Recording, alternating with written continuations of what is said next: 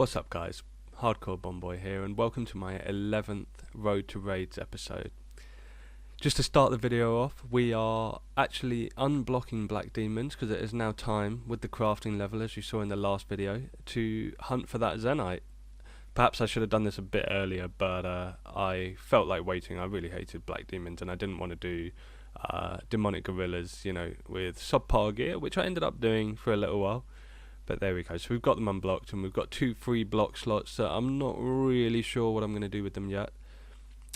So we'll just see where we go. You know, if anything really nasty comes up, I'll block them. But I have quite a high tolerance for Slayer tasks. You know, if something slows down a little bit, I quite enjoy that sometimes, just to give you a bit of a break from the slightly more kind of boss type tasks, as it were.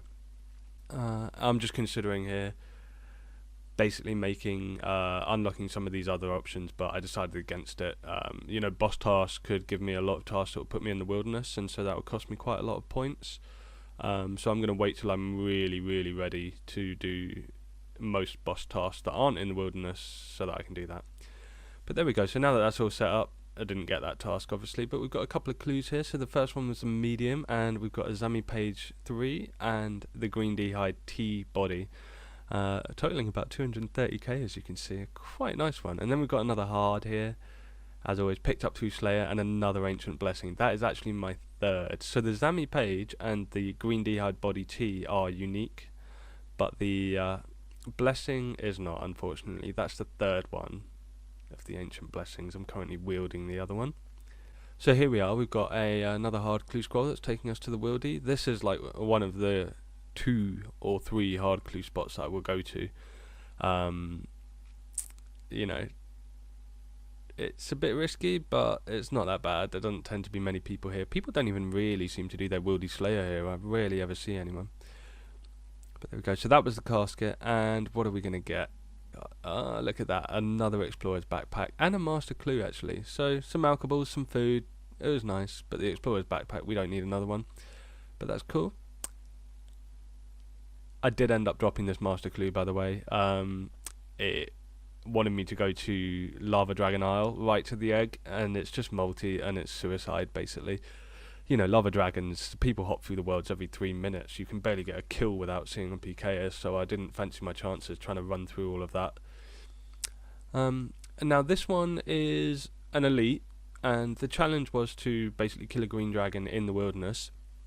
This was a little bit worrisome. There's quite a lot of PKers around here, and some of them are really sick rushers. Like, I know it sounds like a waste of their talent, but, you know, you can get some pretty good kills here. Luckily, this world I came across was empty, so I ran in, got my kill as quickly as possible. And just, obviously, just trying to stay as safe as possible. I didn't go to the East Dragons because, you know, they can be above 20 wildy. There is one that is just below 20 wildy, but again, more PKers there and closer to multi-lines and things like that, so I was just staying out of it completely. But we got the kill, and we're going to get our elite clue score, the next step, and some d'hide and bones. They're always useful. And look at that, player logs in straight away. I was out there.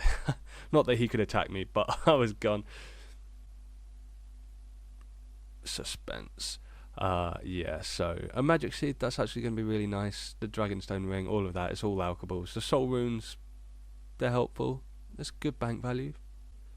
Okay, so here we go. We've got another hard clue scroll, and so some more teleports, good for value. I haven't used any of them really, and we've got a Guthix page, which I believe is my first Guthix page, so I'm quite pleased that we haven't had more of those.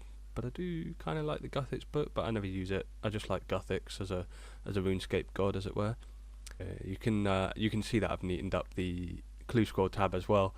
It was getting a bit too difficult for me to keep track, basically. So yeah, we've neatened it up, and it looks a bit better. Obviously, you can see there's actually very minimal completion of the clue scrolls. There's a lot left to go.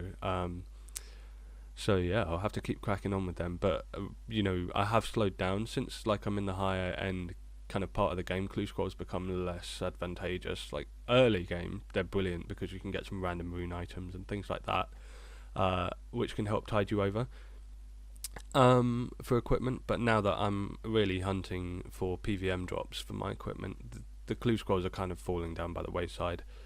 I just need one more item just to make that line of teleports look better. But hey, it doesn't matter. We'll get there eventually. Okay, so we're back at Kraken, and this must be our third task. So the first two I did on the younger ones, basically, the lower levels, to get this first staff. Ever since then, I've been at the boss because it's just amazing for building your bank. Look at the watermelon seeds and the battle staffs and the seaweed, magic seeds, all the runes. It's a fantastic, fantastic boss. I really, really do like the loot that it gives out because, you know, it may feel slow now, but when you come to skilling, you know, there's noted raw monkfish, noted sharks that are raw as well. So there's all sorts of things to cook. So I haven't fished monkfish for weeks now, and the Kraken has just kept giving me like 500 to 700 each task if I was lucky. So that's been really, really helping me keep going. I'm not much of a fan of fishing. I don't really want to fish on this AFK and then play on my main, to be honest. I kind of just want to do the exciting content on this. Unfortunately, at some point I will have to just do some fishing. So I just finished that trip and we were very close to the level. So there it is. I just did one high out for 97 mage, and that puts me 60th on the hardcore Iron Man mage rank. I'm very pleased with that. I think mage will be one of my first combat stats to hit 99. And that's not really by trying. It's just kind of, I love mage. I always have loved mage, you know, through every account on RuneScape I've ever played. It's one of my favourite things to use. If I can incorporate it into anything I'm doing, I tend to, you know. So yeah, that was quite a nice level to get. We're getting close to a couple of 99s really. Next up here, so as again I said in my last video, you guys were probably freaking out at me for not having started MTK sooner, and maybe I should have, but you know, I'm a cheapskate and it really felt like I was wasting money. So what we've done here is I've done the maths a bit, as you may have seen in the last video, and I said that it was going to cost me about 4 mil, maybe 5 mil, including the other 5 workers. I think basically in order to get all the teak planks, it's going to be a base value of 4 mil, and then with the other 5 workers, I think it's going to be a total of 6 mil cost to get these teak planks that I need, plus then the cost of turning them into planks. So that's fine. That's really quite minimal. I'm pleased with that. And the herbs have actually been quite nice. So it seems that when you only get half the workers on herbs, it's actually slightly more cost effective, it seems to me. I don't know whether that's just RNG or what, but you know, it's been a bit better. So yeah, I've just got another Armadillo page, and yet again it's a duplicate, so we'll keep waiting. I'm going to go for the Mages book soon, because obviously there's all the things coming up, but yeah, that's one of those things that I will be working on. So here I finally decided to train my herb lore, which it turns out I was a lot further along than I thought. So I'd done that full 2 and a bit days of questing to get my quest point cape, and bearing in mind that I haven't farmed any herbs or anything during that period or after, or even really before it for a few weeks, you know, apart from the Slayer thing, I probably should have trained herb lore first, because it turned out, you know, to my surprise, that I had enough to hit 74 herb lore, as you can see there. Iwits being the main source of XP, really. You know, they're not the fastest XP, but they're very easy to gain in terms of, you know, getting the the Eye of Newts and things like that. And so as we've hit 74, we're going to get our Marks of Grace, and luckily I have quite a few. You can see there, 390, and we're going to go off to Grace and turn them all in.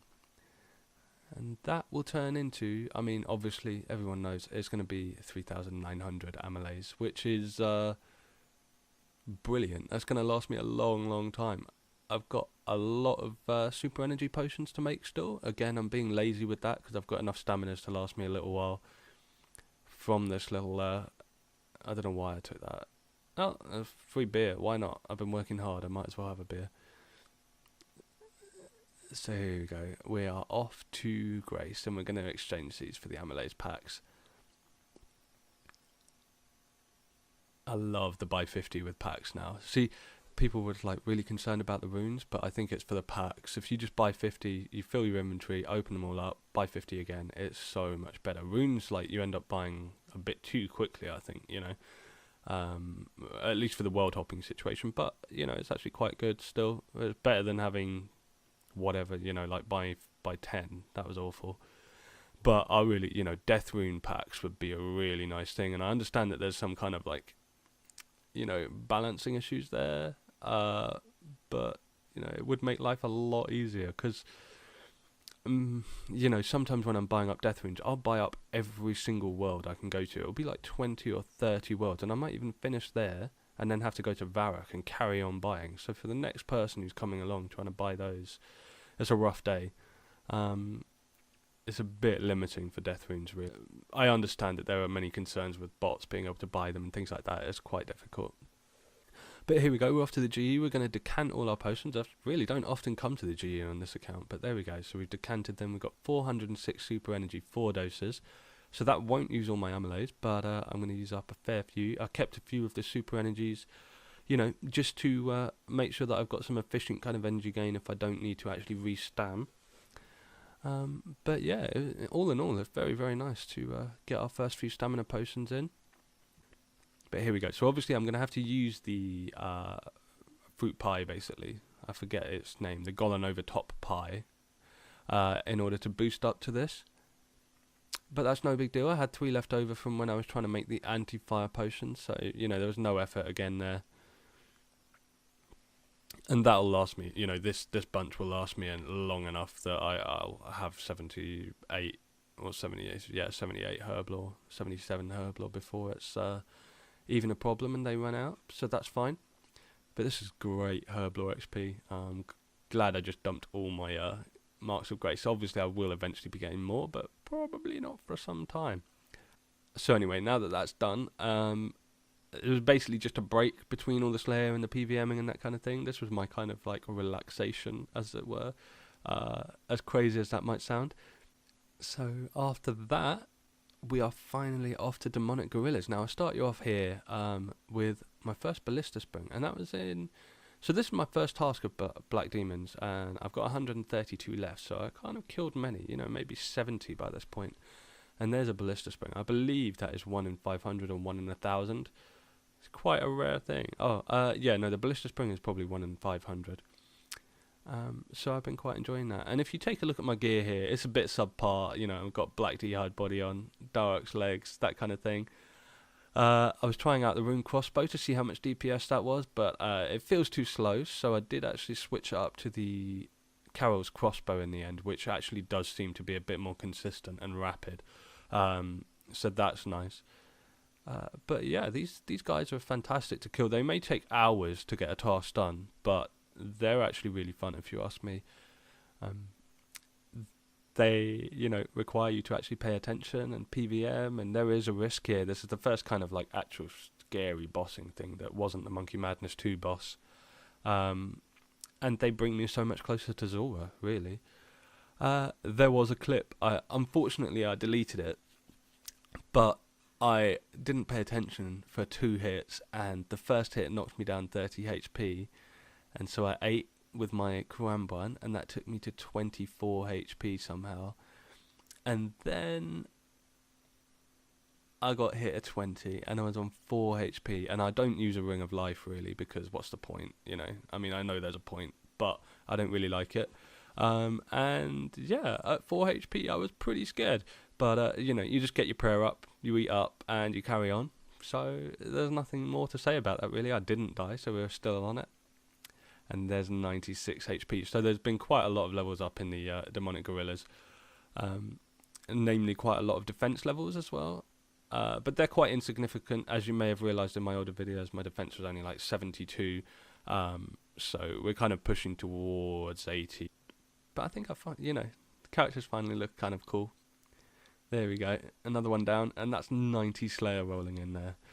I can kill Dark Beasts without having to pot. Oh, I'm quite pleased with that. I've never had 90 Slayer before. Not on OSRS at least. There's a medium clue, absolute rubbish again. And then we've got an elite coming up. Again, alkaballs, that kind of thing. My first Dragon Longsword actually on this account. That's unique, I guess. I mean, I could go and buy one, but as if I'm gonna. I will never, ever, ever use that Dragon Longsword for anything.